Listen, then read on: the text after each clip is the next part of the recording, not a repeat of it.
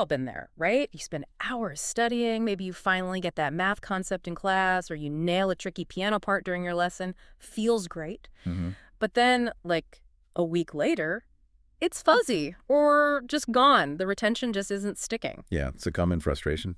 So today, we're diving into some sources that honestly challenge how many of us think about learning. They argue the most overlooked, maybe the most efficient study skill isn't just practice, it's structured review. That's exactly it. That's Yeah. the core idea. We've been looking at this really detailed set of instructions. It actually came from a transcript about piano teaching. Okay. But the system itself, they make it clear, it's universal, applies just as much to motor skills like piano as it does to, say, complex academic courses, like math, physics, whatever. So it's a system, not just general advice. Right. It's a very specific approach to maximizing memory. And our mission today is really to pull out those exact actionable steps for you. Okay, so we're extracting the timing, the routines, which sound pretty strict, and the exact method you need to stop relearning stuff and actually make progress. This is like the manual for getting out of that retention rut. Yeah, escaping the rut. That's a good way to put it. Okay, let's unpack this then. Starting with the basic question. Why even bother with review? Isn't practice enough? It sounds obvious, but the first benefit they really hammer home is just pure efficiency. Yeah. Ruthless efficiency, you could say. Right. If you skip review, what happens? Your next practice session, you end up spending half of it just trying to remember what you supposedly learned last time. Relearning. Exactly. You have Yeah. to relearn what has been taught. But if you review correctly, you skip that step. Every hour you put in is genuinely focused on moving forward, on building new skills, not just patching up yesterday's holes. So it's not just about remembering more, it's actually about learning faster because you're not backtracking. Precisely. And that leads directly to what they call more steady progress. You actually see yourself improving noticeably, week to week, sometimes even day to day. Yeah. That's hugely motivating. It creates a much better learning curve. Okay, that makes sense. Faster progress, better motivation. But there's another why that's maybe less obvious, but really insightful. It's about self-awareness. You know, we aren't machines. We're definitely not AI. Exactly. Because we are not AI, we can't just download information and expect perfect recall. Review is critical because it forces you to self-assess. It immediately shows you the gap between what you think you know and what you actually know. It's like a diagnostic tool for your own brain. Where are my strengths? Where are the weaknesses? That diagnostic piece feels really key. But okay, this is where the advice gets, well, pretty demanding, doesn't it? They insist that for this to work, the timing isn't flexible. The main review has to happen the same day as the lesson or lecture. Yes, non-negotiable. That immediacy is the absolute bedrock of this system. They're so serious about it, they even break it down into specific scenarios depending on your schedule. Okay, like what? So, scenario A. Imagine you have a morning class or lesson. Let's say it ends around 11 a.m.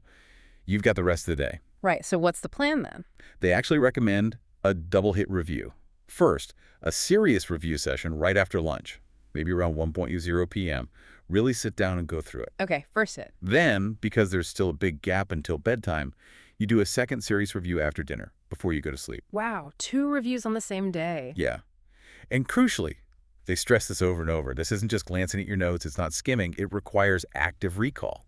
Really thinking, what did the teacher say? What specific feedback did I get? What went well? What were the main problems? That sounds intense, a double hit review. If you've got a demanding job or a crazy university schedule that feels like a huge ask, what about later classes? Scenario B. Yeah, that's a really common situation, and they do have a plan for that.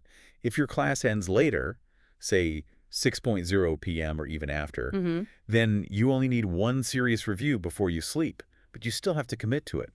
Carve out a specific short window, maybe 8:00 to 8:30 p.m., and focus entirely on that recall process. So even with a late class, it's still same day before sleep. Absolutely. The commitment to that short, immediate window is still essential. They argue that if you miss that initial roughly 24-hour consolidation window, most of that efficiency gain is just lost, forfeited. The discipline required for that day of rule is pretty high then, which makes me think about routine, especially for, younger students. How do they manage this? Routine is everything there. It's the scaffolding. The source makes a really strong point about kids, maybe grade 3, grade 4 level. Yeah. For them, the idea of sitting down to review isn't natural. No, definitely not. So parents have to step in. They need to help set up that schedule, maybe even sit down and do the review with them initially. And there's a kind of sad observation here.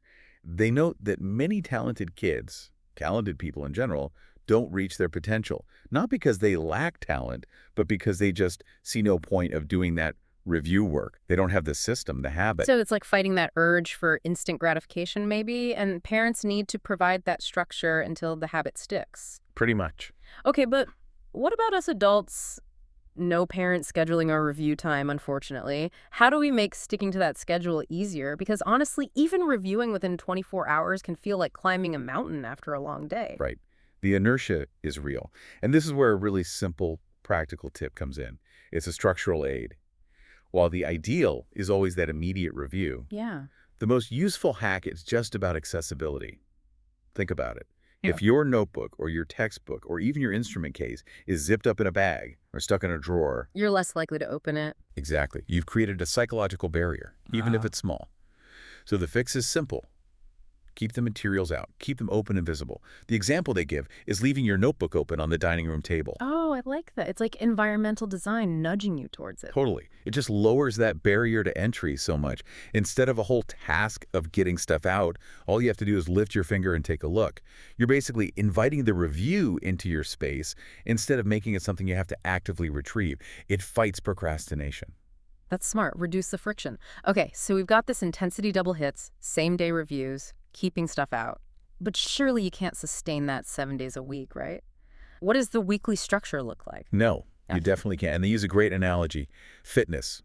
Going to the gym. Okay. The suggested routine for this serious structured practice and review is actually only 5 days a week.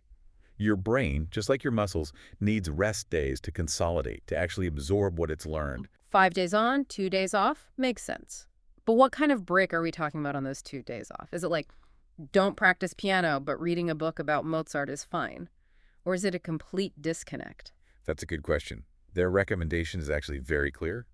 A total break. Total. Like nothing related. During those 2 days off, they say you should really do nothing connected to the subject. No related reading, no documentaries, nothing. Huh. Really? Doesn't that risk losing momentum, especially with something like an instrument? It seems counterintuitive, maybe. But the reasoning is that true consolidation, that deep embedding into long-term memory, often happens during periods of rest or relaxed attention. If you keep bombarding your brain with related stuff, even passive stuff, you might actually interfere with that subconscious processing. Okay, so the rest is actually part of the learning process itself. It's the recovery phase, yeah. Oh, But there's a crucial rule for when you come back. Ah, okay. What's that? The day you return, after your 2 days off, your first practice day back, you absolutely must review first. Before you touch any new material, before you even start practicing the old stuff again, do a review session. Lock it back in before building on top of it. Got it. Review first after the break. Okay, we've covered the why review matters efficiency, self-assessment. We've covered the when same day, 5 days a week.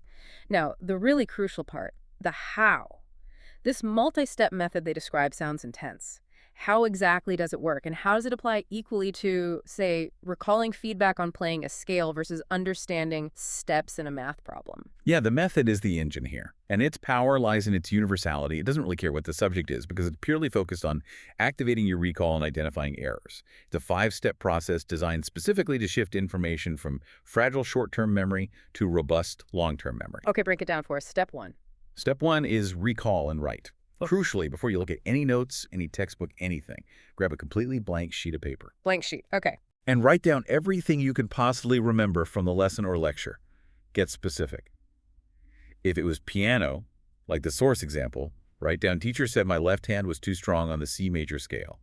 Or tempo was inconsistent in the second section. If it was math, maybe list the 3 main theorems covered or the steps to solve that specific type of problem. Right. And because we're human, that recall sheet is definitely going to have gaps, mistakes, forgotten bits. Absolutely. Which brings us directly to step 2, compare and check. Now you take that sheet you just wrote, your recall attempt, and you put it side by side with your actual notes, or the teacher's comments, or the solutions to the homework problems. Okay. And you are actively hunting for the differences. What did I miss? What did I get wrong?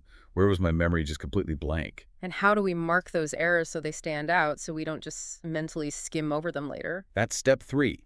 Highlight the gaps. You need a clear visual cue. Use a highlighter, maybe a specific colored pencil they mentioned using colors, maybe just one for review, and you mark those missing pieces or errors directly on your recall sheet.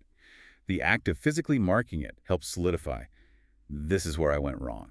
Okay, highlight the errors. Now, this is where I think most people probably stop, right? They see the mistake, maybe correct it in their head or scribble the right answer and move on. But you're saying that often just leads to surface memorization. Exactly. And that's why step 4 is arguably the most important and the most mentally demanding. Understand the consequence. Understand the consequence. What does that mean? It means simply seeing the mistake isn't enough. You have to pause and really think about why you missed that specific piece of information or why you made that error. And critically, what is the consequence or the implication of that gap? Can you give an example? How would that work for, say, the math example? Sure. Let's say you missed a key step in applying a formula during your recall. The consequence isn't just, oh, I got the answer wrong. You need to push deeper. The consequence might be, missing this step shows I don't really understand why this formula works or when to apply it. And that means any future problem that builds on this concept, I'm going to fail that too. Okay. So you're connecting the specific error to a bigger potential problem or misunderstanding. Precisely. You force yourself to make that association. The error isn't just an isolated mistake. It's a weak link in your understanding. By thinking about the negative implication, the knowledge becomes less abstract. It feels more critical. The source says, this ensures it will stay with your head longer.